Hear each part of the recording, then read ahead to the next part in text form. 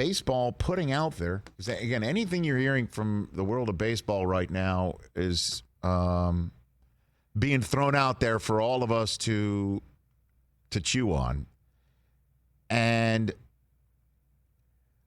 Jeff Passan, who's been breaking a ton of news, he and Carl Ravitch together yesterday on ESPN reporting that baseball, if the conversations between them and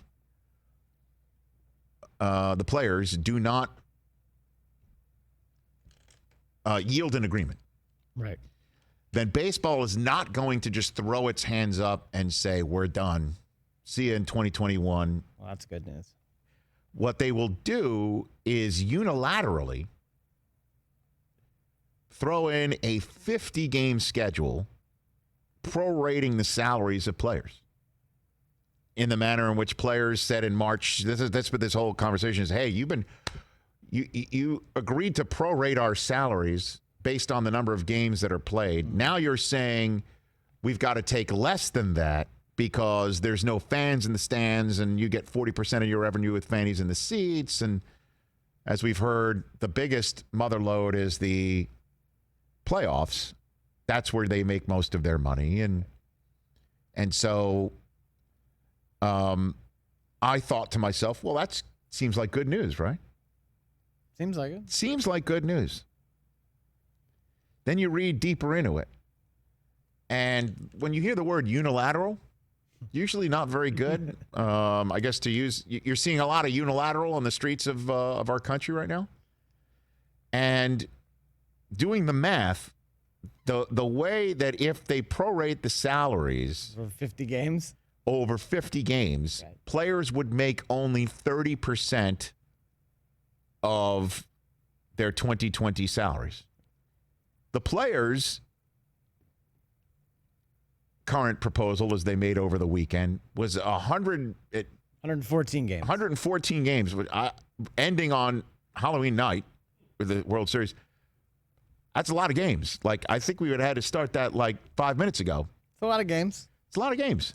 And it gets them 70% of their salary. It gets them 70% of the salary. So do the math. What's in the middle? 50-50. I know. Which is what the owners are saying everybody should take. And the players are saying they don't want that. Or they consider that to be so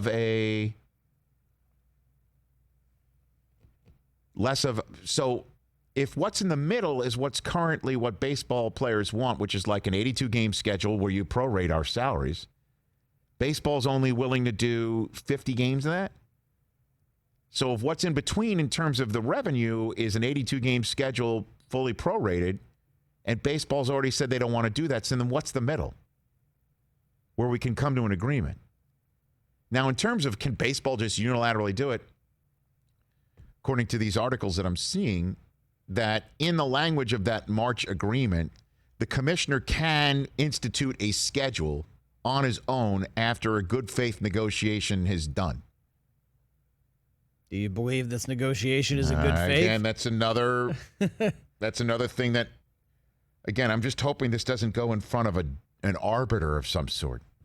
I mean, you either want to play this year or I think everybody wants to don't. play. I think everybody legitimately wants to play.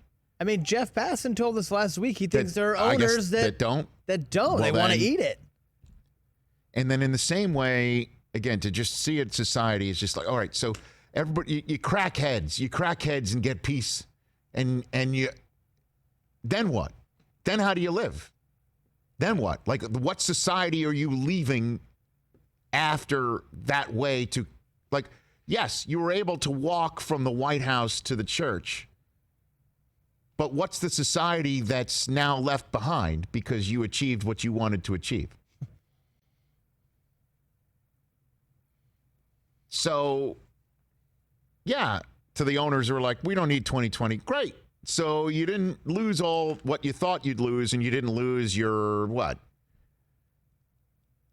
Your gumption. You didn't lose you saved face. Then what? Then what happens in 2021? Because we're going to hear the NBA make announcements soon. And I think the NHL's coming too. Yeah. We're seeing soccer. We're 100. I feel like I'm a broken record. We're 100 days from the NFL kickoff. We are indeed. Hey, you watched all the way to the end. Thanks for that. Watch more right here.